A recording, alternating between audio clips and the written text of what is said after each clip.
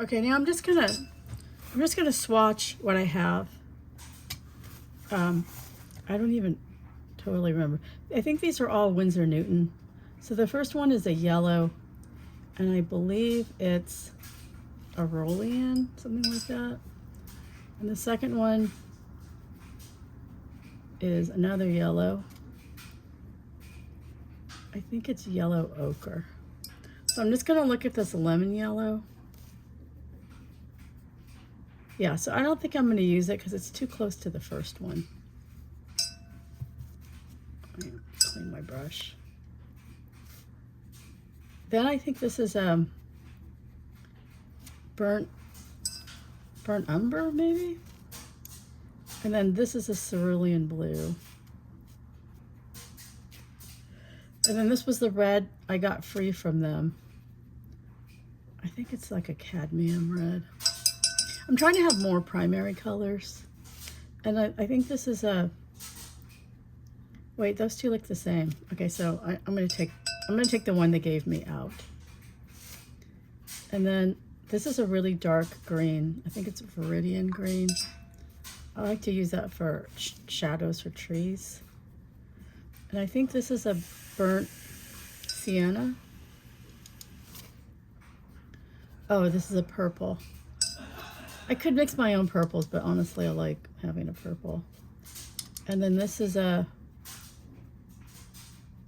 I think it might be ultramarine blue. Okay, so from my swatches, I don't need the lemon yellow.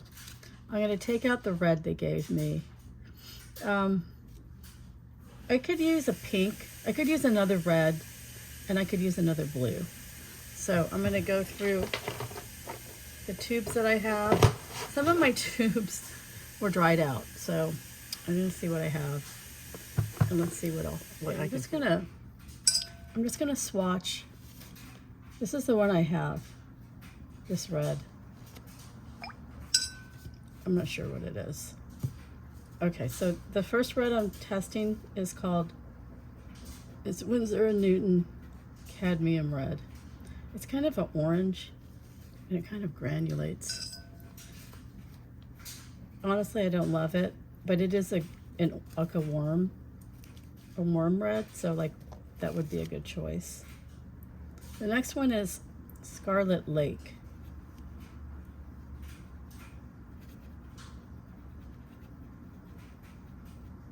That's really opaque. I personally don't like opaque, so I'm gonna put that one back. And then I have Permanent Rose, which honestly, I use that a lot. So I think I'm definitely gonna do one of them Permanent Rose. I have one more red here, a Lazarin Crimson, which could be the red that's there already. Yeah, so that's the same as this. Okay, so I'm gonna fill one of mine with Permanent Rose. And then I think I already have this one, a Riolan. I think it's the same. Wait, I have to know. I didn't do that right. So, yeah, I already have this one. That's what I just determined. All right, I have another yellow, which is called Transparent Yellow. Oh, I can't open it. Okay, I can barely open it. Let me see that one.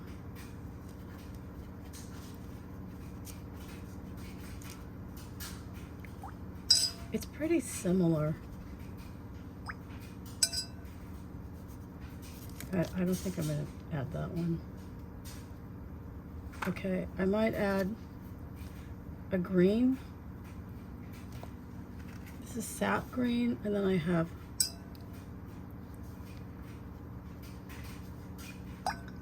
I use that. This one is a Sennelier. the rest are Winsor and Newton, pretty much. And this one also is Sennelier. It is Hooker's Green. I do use a lot of greens. It's not a bad green. Look, it mixes. Okay, so I have to choose between the two greens.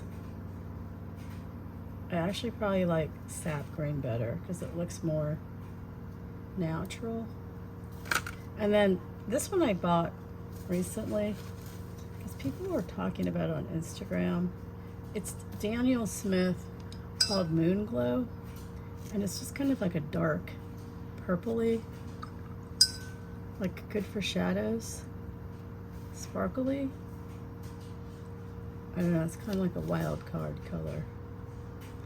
I might do that for my third. Yeah, I might, I don't know. But I'm definitely gonna do sap green and permanent rose. So let me put those in. Okay, so now I'm gonna fill my containers. This one is permanent rose. You know, honestly, you don't have to fill it all the way.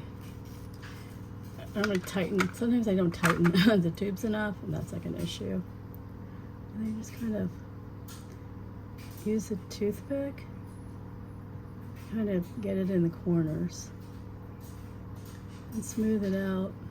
And what's nice, fresh paint like that, kind of feels so nicely. Okay, so that's one. This is sap green. Yes, I just don't put the lids on very well.